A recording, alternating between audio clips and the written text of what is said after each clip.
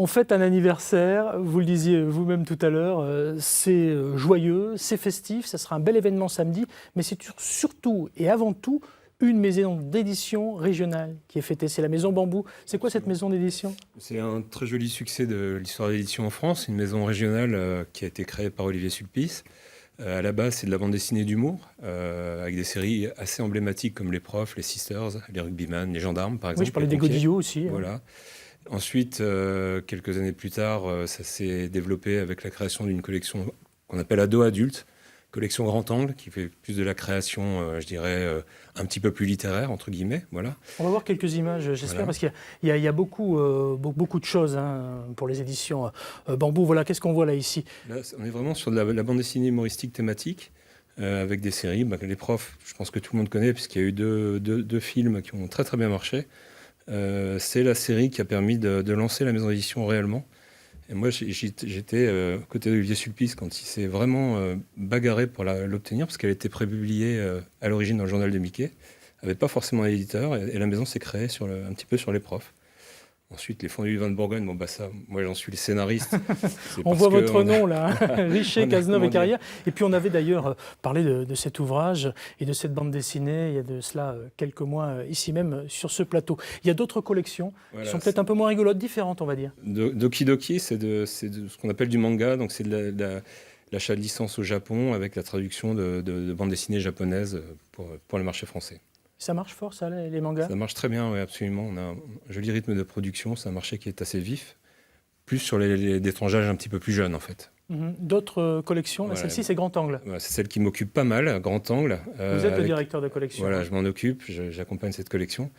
Et on fait, en gros, moi je travaille sur 70 livres en parallèle, on fait 35 albums par an. On essaie de faire peu pour faire bien et accompagner nos auteurs, être très présents tous les jours avec nos auteurs, en fait. Voilà. Aujourd'hui, la bande dessinée, il n'y a pas de souci, ça fonctionne. Ça marche, oui, ça marche bien parce que mais bon, c'est comme tout, il faut être en mouvement tout le temps, on est dans les domaines de création, faut jamais s'arrêter en fait, et puis être en éveil et essayer d'inventer des choses. C'est un peu ce qui se passe chez Bambou. On a avec nos moyens inventé des choses qui ont un peu changé le paysage de la bande dessinée en France en fait. Alors justement, j'ai été faire un petit tour sur le net parce que vous avez un site qui est plutôt bien fait pour les éditions Bambou. Encore une fois, c'est de notre région. Et je me suis rendu compte que par exemple, sur les bandes dessinées, j'en ai pas là malheureusement, des Rugbyman, ça vous dit quelque chose les Rugbyman? Oui, c'est un très beau succès, oui, effectivement. Oui, alors justement, je voulais parler de ce qui me semble être une invention très intéressante, c'est-à-dire que vous lancez un appel à témoins sur les réseaux sociaux, ça va plaire à Sarah, parce que voilà, pour les jeunes c'est important, et vous demandez notamment aux femmes de rugbyman, aux enfants de rugbyman, de témoigner de leur quotidien finalement.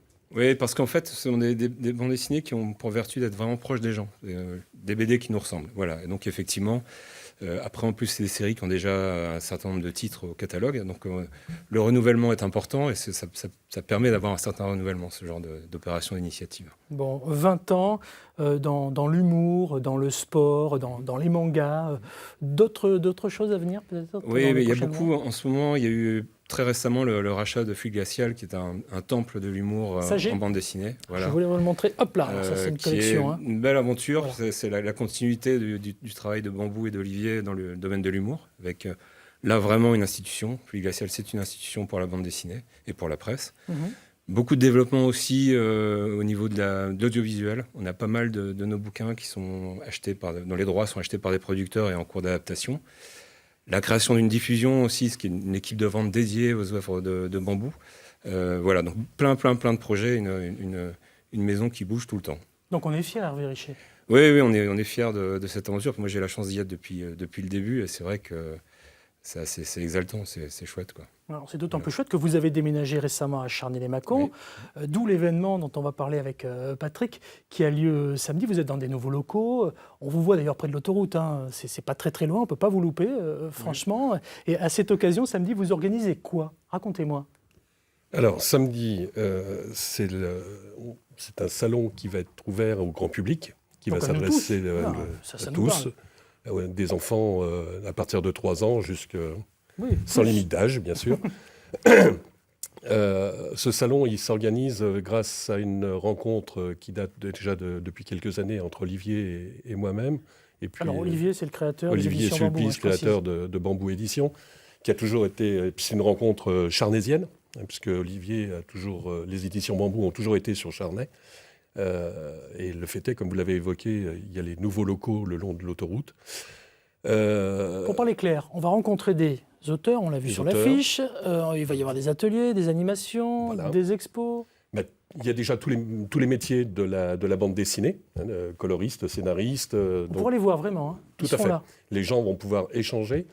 Il va y avoir des expositions, une exposition historique sur la guerre 14-18 plus particulièrement. La ville de Charnay ayant commandé une BD spécifique pour le centenaire de cette guerre. La petite fille qui voulait voir la guerre, tout à fait. Cet ouvrage qui est ici. Je fais une petite parenthèse parce que vous savez que sur France 3, et Sarah le sait aussi, parce qu'on a beaucoup travaillé sur le net, on a fait pas mal de choses sur le centenaire de cette première guerre, la Grande Guerre, la guerre 14-18. Alors ça, c'est un ouvrage, je ne pense pas que ça soit très très rigolo. C'est une façon complètement différente d'avoir traité ce sujet. Ouais. Et au contraire, je crois que c'est un angle qui est très intéressant pour les enfants. C'est pas triste, loin s'en faut. C'est même assez coloré. Il y a des parallèles avec aujourd'hui. Je dirais. C'est très intéressant. Et j'en suis d'autant plus fier, puisque étant élu charnaisien, La petite fille qui voulait voir la guerre. Je reviens vraiment sur le salon qui nous intéresse tous, en plus de cette BD, pour ceux qui sont avec nous, qui ont peut-être des enfants, des petits-enfants, ou vous-même, qui êtes passionnés de BD. L'intérêt pour le professionnel que vous êtes d'aller à la rencontre du public, c'est quoi ? D'où l'intérêt, c'est d'avoir parce que nous on travaille souvent seul dans un bureau, pas souvent très éclairé, c'est de voir concrètement l'impact qu'on a au livre sur les gens, parce qu'en général, les gens qui viennent nous voir sont des gens qui ont aimé nos productions, c'est rare qu'ils n'aiment pas. Ça permet de discuter aussi, d'ouvrir un peu sur des thématiques, par exemple, vous évoquiez tout à l'heure l'initiative autour de Rugbyman, ça permet aussi d'aller un petit peu à la rencontre de nouvelles idées. Et puis aussi, accessoirement et surtout, c'est que nous, comme on travaille seul chez nous, c'est l'occasion de voir tous les collègues auteurs et de partager nos... Et il y en aura plus de 150, ça c'est important. L'entrée c'est 3 €, c'est gratuit pour les enfants de moins de 12 ans, avec en surprise un petit billet collector. C'est à Charnay-les-Mâcons, c'est en Saône-et-Loire, de 10h à 18h, uniquement le samedi 6 octobre. Je dis uniquement parce qu'il n'est pas prévu de faire le festival de Charnay-les-Mâcons comme on a le festival d'Angoulême de la BD, par exemple. C'est vraiment unique, c'est pour le 20e anniversaire. Vous avez profité de faire venir les auteurs pour faire la fête, pour inaugurer les locaux, et en même temps, vous avez joint l'utile et l'agréable. C'est bien, c'est une belle rencontre. Super.